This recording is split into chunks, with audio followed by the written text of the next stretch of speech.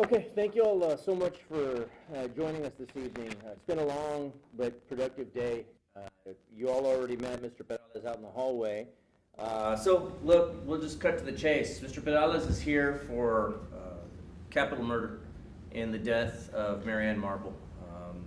He's facing a litany of charges, though. One charge of capital murder, one aggravated assault, mass shooting. That's a relatively new charge that exists in the state. One aggravated assault with a deadly weapon, and then 2 counts of injury to a child by serious bodily injury.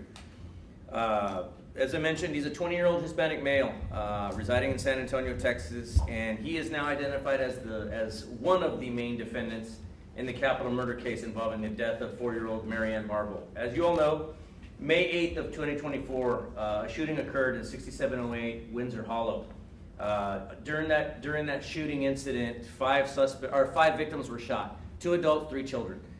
So Marianne died in the shooting almost instantly. Her 2 siblings were also shot and wounded in that shooting, along with both of her parents were also wounded. Unfortunately, Marianne succumbed to her injuries there on the scene. During the aftermath of that shooting, we knew we had our work cut out for us. We were able to capture some surveillance footage that we'll share some stills from you just to refresh everybody's memory. Although we're sure that this hasn't strayed too far from anybody's memory, as the events of that evening stuck with all of us, I'm sure. This is where he was actually arrested today, 10,600 block of Green Harbor, in southeast Bexar County. We can always come back to that. This is a video of him that we'll share with the news desk of him surrendering himself after the SWAT team surrounded the residence and called him out, placed him under arrest there. And again, we'll share this video with you all if you all want to go ahead and continue on.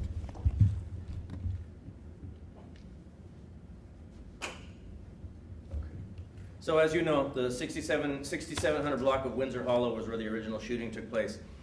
In the aftermath of that shooting, we were able to share photos and video from the shooting incident. What we knew is that a 2018 Infiniti Q50, which we now believe is a car that we have in our custody still, was a stolen car at the time of the shooting. 2 suspects, at least 2 suspects, possibly 3 or 4 were in that car. 2 of the suspects, the shooters, exited the vehicle, walked up to the residence and began shooting into the residence with what we now know to be short-barreled rifles, brand name Draco. It's an AK-47 type, knockoff type weapon. It fires a deadly round that is ultimately what penetrated the home. Several dozen rounds were fired into the home, and that's of course what killed little Marianne. We were able to put out pretty good descriptions of the gun. Again, that's a stock photo of the gun that we believed was used. Over the course of the past several months, we took a task force approach to this case. Our elements from our organized crime group, our intelligence group, our homicide unit, aggravated assaults unit, child safe, pretty much the whole spectrum of the agency worked together in concert.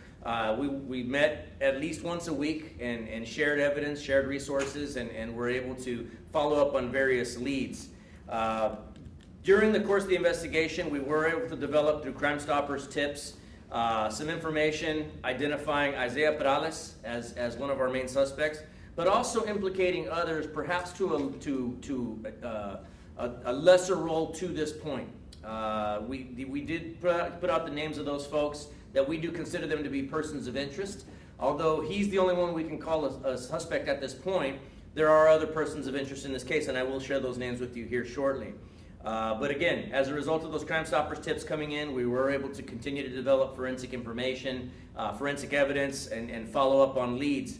During the course of that investigation also, we were able to, through digital evidence, retrace Isaiah Perales' steps in the aftermath prior to and in the aftermath of the shooting. We did see where some research was conducted, for example, on his cell phone of the Windsor Hollow address prior to them going to there. We were able to see where his phone was in very close proximity to that shooting. We believe that it was actually turned off at the time of the shooting. Immediately after the shooting, we see where the phone comes back on, and we're able to track movements throughout the county to various spots. At a certain point, we were able to track that phone out to Calaveras Lake, where, as you know, a couple days ago, we conducted a dive with the Harris County Sheriff's Office dive team. Helping out was our BCSO dive team. Everybody worked together, and what we were looking for was, quite frankly, a murder weapon. That day, we were fortunate enough to locate, one of the divers located in probably about 5 feet of water, about 50 feet off a bridge, this weapon, what we now know is also a Draco, very similar to the ones used in the shooting. That weapon was submitted to the Bexar County Crime Lab. This morning it was test fired, and we were able to definitively say that the shell casings fired from the test fire matched definitively to the shell casings recovered at the scene of the shooting where little Marianne was shot. And so earlier today, we were able to apply for and were granted several arrest warrants for Isaiah Perales. Again, he was placed under arrest at that location in southeast Bexar County. Look, I can't say this definitively enough. There will be other arrests in this case. There are other persons of interest in this case. Let me kind of go over who those persons of interest are, and I will once again remind the community on what we need from them. So as you may recall, week before last, we actually executed a series of warrants, pre-dawn warrants that we executed at 3 different locations in Bexar County. 101 Alexander Hamilton, 4447 Wrangler Run, which is where Isaiah Perales was actually arrested on that day, and he was arrested for auto theft related charges. Also, in that early morning operation, we also executed a warrant at 11106 Victory Cavern, where Brian Salazar was actually arrested for tampering with evidence, deadly conduct. Now, Isaiah's auto theft charge was unrelated to the death of Marianne Marble on that day. The tampering with evidence charge, as you may recall, for Brian Salazar was because we believed that at one point when he was stopped by deputies, he deleted evidence from his phone. Going out forensically, getting into that phone later, we were able to see that what he had deleted was in fact evidence that would have tied him directly to Windsor Hollow. We were able to recover the evidence anyway, but that's what the charge that he's currently facing. Now these folks, Brian has actually bonded out of the Bexar County Jail. He remains under house arrest at another location. But again, while we are considering him to be a person of interest in this case, at this point, it's highly likely he's going to cross the line over into suspect at some point. So we're asking anybody with any information, again, on any of these suspects, to please give us a call. 210-335-6000. They can also email us at bcsotips@bear.org. So also on that day of the pre-dawn operation, where these houses were hit simultaneously by our SWAT team and other special operations units in the agency, 101 Alexander Hamilton, on that day we were also looking for Ashton Garcia. Ashton was at large for a couple of days. He turned himself in later that weekend to us. So he has been accounted for at this point. He's also considered to be a person of interest in the shooting. Evidence that we found at his home at 101 Alexander Hamilton, we believe ties him a little bit more closely to the shooting itself that originally brought us here. And so again, we're asking for anybody with information on Brian Salazar, Ashton Garcia, or any other persons that we're listing as persons of interest in this case, to please give us a call, 210-335-6000 or bcsotips@bear.org. Esta tarde nosotros arrestamos a este sospechoso, Isaiah David Perales, 20 años de edad. Él fue arrestado en el sureste del condado sin incidente. Él ya estaba bajo arresto en la casa por medio de las condiciones libre condicional, que él ya se había enfrentado con cargos en conexión con este caso. Nosotros sabemos que el día 8 de mayo de este año hubo un incidente en una casa en Windsor Hollow donde una niña falleció. 5 personas fueron baleadas y esta niña, Marianne Marble, falleció a causa de una herida a su cabecita. Y nosotros en ese día sabíamos que había cuando menos 2 sospechosos, posiblemente 3 o 4 en un carro marca Infinity robado. Ese carro fue robado. Ellos, los 2 sospechosos, se salieron del carro a pie, se le acercaron a la casa y empezaron a tirar hacia la casa. Sí balearon a 5 víctimas, 2 adultos y 3 niños. La niña Marianne fue la única que falleció a causa de su herida. Ya de allí empezamos a investigar. Nos llegó información de Isaiah Perales y otros sospechosos, otras personas de interés en este caso. Y ya de allí seguimos investigando, siguiendo información, trabajando juntos, varias unidades de en nuestra agencia, trabajando juntos para poder averiguar quién fueron las personas responsables por matar a esta niña. Ya con esa información, hace unas cuantas semanas nosotros ejecutamos varias órdenes de arresto y órdenes de cateo en varias casas en el condado. En ese día arrestamos a Perales por causas de robo de un carro. También arrestamos a otro sospechoso, Brian Salazar, por destruir evidencia en conexión con el incidente de la niña, y otros cargos. Y también en ese día buscábamos a Ashton García por robo de un carro también. En ese día no se encontró, pero ya después de 2 días él se rindió, se entregó y ya lo arrestamos. Todos menos Isaiah, bueno, todos estaban en libres condicionales, pero ahora arrestamos a Isaiah otra vez por varios cargos. Estos son los cargos de él, pero más importante que todos es el homicidio de la niña. Pero yo puedo decir definitivamente que va a haber otros arrestos en este caso. Ya sabemos que hay otras personas de interés en este caso, y ya sabemos que nosotros vamos a hacer todo lo posible hasta que podemos arrestar a todos los responsables por matar a esta niña. Any questions? Brian Salazar is a suspect, and you said he was arrested for tampering with evidence during the auto theft ring bust. But he was erasing evidence that connected him not to the ring, but to Windsor Hollow shooting. Correct. The only thing that we have, well, the only thing that we've charged to this point, I should say, is that at one point when we were conducting surveillance on these folks, we went to make a traffic stop on Brian. When we latched onto him, we saw that his cell phone had been wiped. When we were able to get that phone and by virtue of a search warrant get into that phone, we saw that it had been wiped, but we were able to forensically recover what it was that he had wiped, and what it was information tying him to Windsor Hollow on the day of the shooting. And so again, we were able to get that evidence back anyway, but the fact that he just tried to destroy it anyway was what led to the charge of tampering with evidence. Again, I fully believe that he is involved in this to some extent. While I can't call him a suspect in the shooting itself just yet, I fully expect that there's going to be other arrests, and I fully expect that he will face other charges in the future. I will also remind the community at this point that typically on a Crime Stoppers case, there's up to a $5,000 reward. With regard to this case, there's actually up to a $10,000 reward on this case. And so again, we're asking anybody with information that wants to make an extra $10,000 and has information to yield on this case, please give us a call, 210-335-6000. ¿Decir en español eso? Sí, la mayoría del tiempo cuando nosotros tenemos casos con Crime Stoppers, hay hasta $5,000 por información de recompensa. En este caso hay $10,000 de recompensa por la muerte de esta niña. Entonces les pedimos a todo el público que si tienen información tocante a este caso y quieren esos $10,000, que por favor nos hablen 210-335-6000 o bcsotips@bear.org. Salazar, las 2 personas de interés de la semana pasada estaban bajo fianza, ¿verdad? Una de ellas resultó ser Isaías. ¿Mande? Una de ellas es Isaías.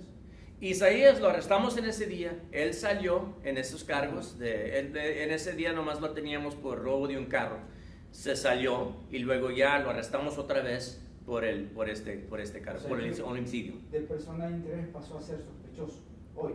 Y sí, pasó de persona de interés hasta sospechoso este día. Ajá. Yo sé que otros van a cruzar esa línea de personas de interés también a sospechosos. Ahora, ellos pueden cooperar con nosotros y hay chance que vayan a enfrentarse con cargos más menores, pero por eso está en ellos cooperar con nosotros. Todo era por lo de los carros, me acuerdo, ¿no? Era por lo del operativo de los automóviles robados. Ellos es lo que estaban haciendo. Ellos se encargaban de robar carros, pero hacían otras cosas.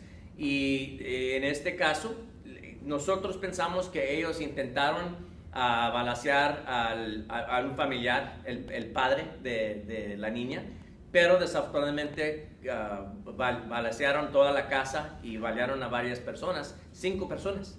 Hace 2 días mencionaba que el papá al parecer no quiere ayudar con la investigación. Todavía no ha cooperado el padre de esa niña, desafortunadamente.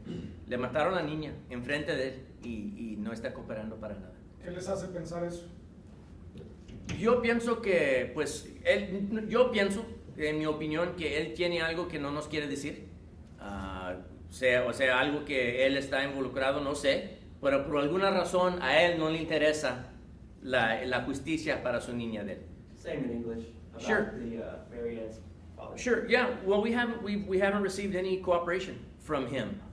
My opinion is that he's got something to hide. There's a reason he doesn't want to come talk to us. If that were, any other dad that I know of, that they killed your little girl right in front of you, and you got nothing to say about that to help bring the people to justice that did it, why? Come talk to us. If you got nothing to hide, come talk to us. We'd love to hear from you. But unfortunately, to this point, he really hasn't cooperated. So do you know a motive now?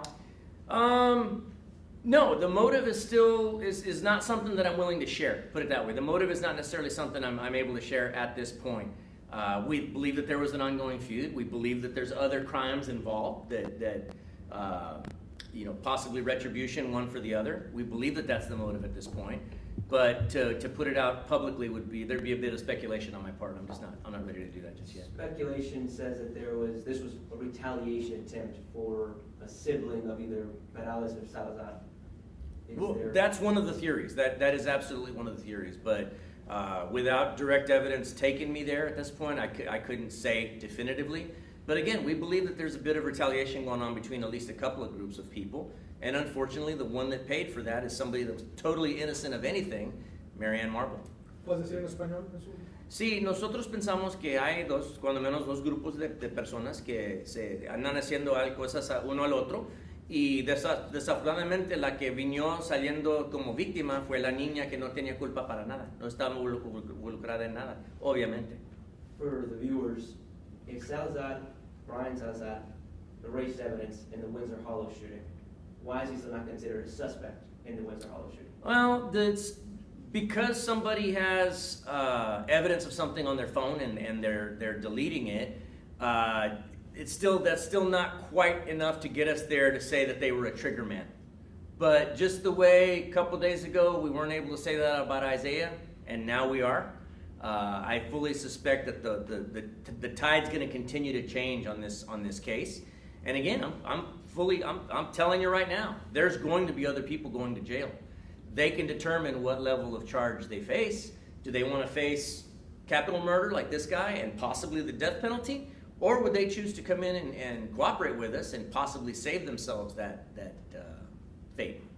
We'll see. Since Isaiah's arrest, has he cooperated at all, said anything? No remorse whatsoever.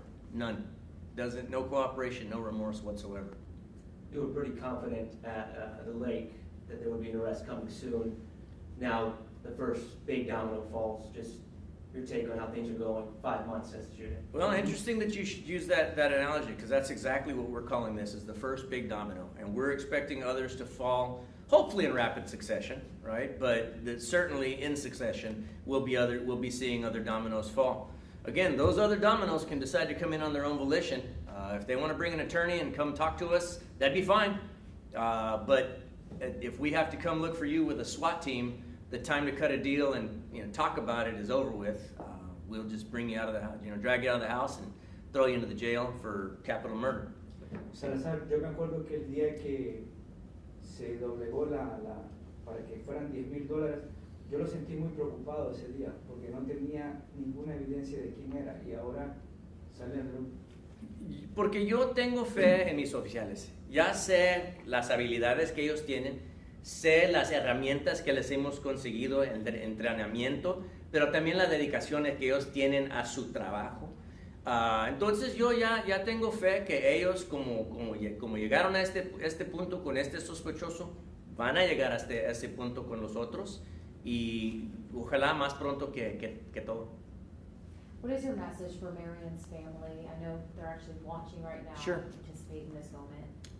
Look, my message to them is that justice for that little girl is just something that none of us have slept the same since it happened. And I know this is a horrible situation for them. They lost a little girl out of this. But it's important. Just like they want to see those responsible facing prison time, we want to see the same. And we're certainly willing to go to the ends of the earth for it. I mean, look at all the effort we've put forth in just putting this one guy behind bars. I'm not going to stop until everybody is behind bars and possibly in prison for the rest of their lives. Question, Yes, sir. so on the Crime Stoppers thing, Sure. Did that help at all with the progress that has been made to this point? Sure. I mean, very early on, some Crime Stoppers information that came in is what helped us out with regard. Now, it was short of, hey, I saw this guy pull the gun and pull the trigger, and it was certainly short of that. Otherwise, we'd been making this arrest a long time ago.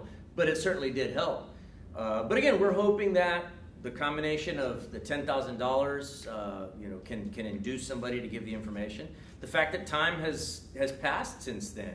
Maybe there's a girlfriend at that time that is now an ex-girlfriend that wouldn't mind coming forth and giving some information.